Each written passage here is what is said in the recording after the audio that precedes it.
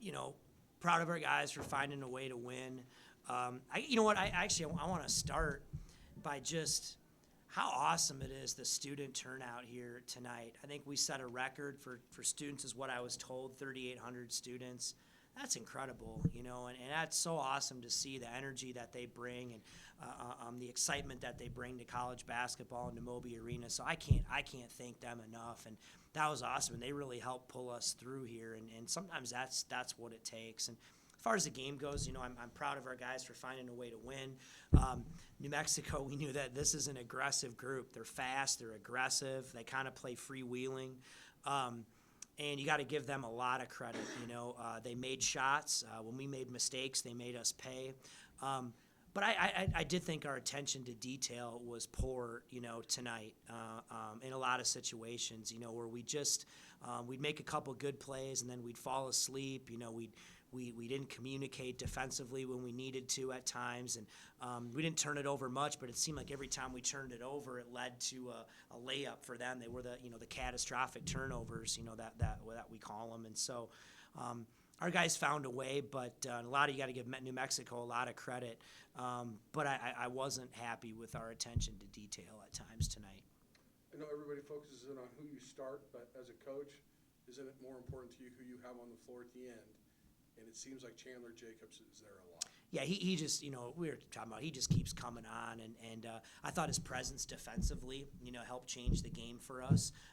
And 10 rebounds, you know, again, I mean, his ability to rebound the ball and defend, he's getting more and more comfortable offensively, and he knocks down his free throws, you know, and he was just massive for us. And his role just continues to grow, and he's playing better and better. And I thought he was terrific at times here tonight. You did talk a little bit about the adjustment from starter to reserve player. Have you seen him handle that really well? Because that's not always easy to do. Yeah, I mean, I think you're seeing that. I think, you know, he knew that was a possibility when he came here, and I think he's such a mature young man, and he's really he's dominating his role, right? He's trying to be a star in the role that he has, and he's making a difference, and he knows that, and he's feeling that, and I think he's really thriving on that. And so, yeah, I don't think he's concerned at all about starting. He just really wants to have a role to help our team, and I mean, I think we're seeing it.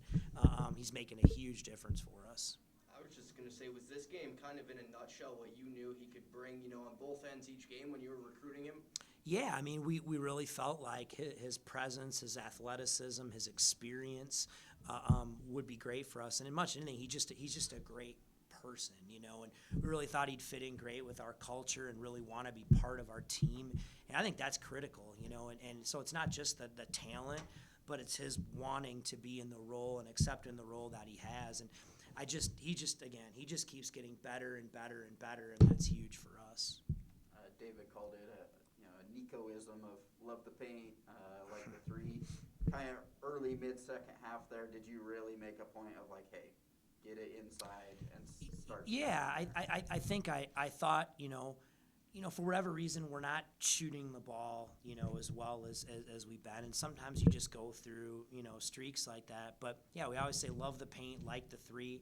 I thought early, even when we put it on the floor, we were just kind of, you know, trying to jump into guys. And I thought we slowed down a little bit as the game went on and played off 2 feet, showed them the ball, played stronger in there. We're able to get ourselves to the free throw line, get to the offensive glass a little bit. And our ability to get in the bonus was huge. So, yes, that was a major point of emphasis, and I thought our guys did a great job of that. You mentioned three-point shooting. Any real concerns, or like you said, do you think it's just kind of one of those slump type of things? You know, I mean, we were the number 1 3-point shooting team in the country, you know, before what, you know, I don't know that means you're going to stay there all year. But we got a lot of guys, I think, who can make shots, and it's amazing how it can flip. You know what I mean, like that.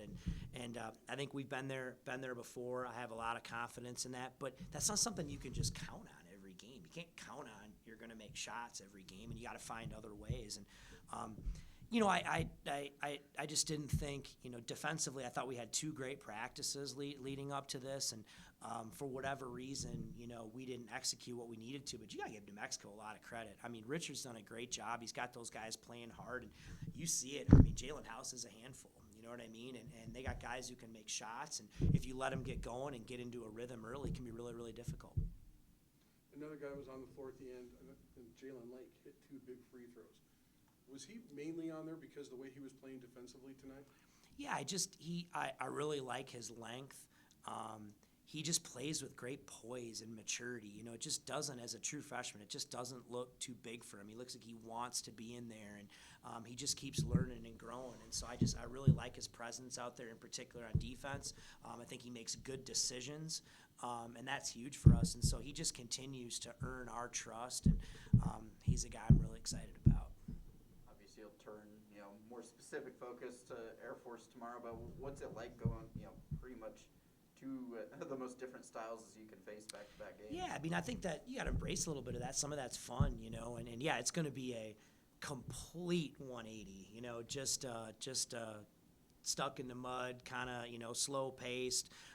But you got to be able to play in all situations, to win. And the other thing is, I mean, we're getting a stretch here where it's game. There's not going to be days off, and what do we say, 4 games in 11 days or whatever it is. And so, hey, here we go. We're kind of in this run in the heart of conference season right now, and it's not time for days off. It's time to keep going and try to figure out a way to come out and can you beat your next opponent. And we got a major challenge on Saturday, but I have faith our guys are going to be ready to roll. Is there any benefit that you saw them, pretty recently, and so it's still somewhat in your guys' mind? Maybe, as we start to work our way into the scout a little bit, a familiarity with kind of what we were doing, and because it's such a unique style, on both ends. So maybe that helps us. I guess we'll find out right at noon on Saturday. But I do think there'll be obviously a familiarity when we start working on them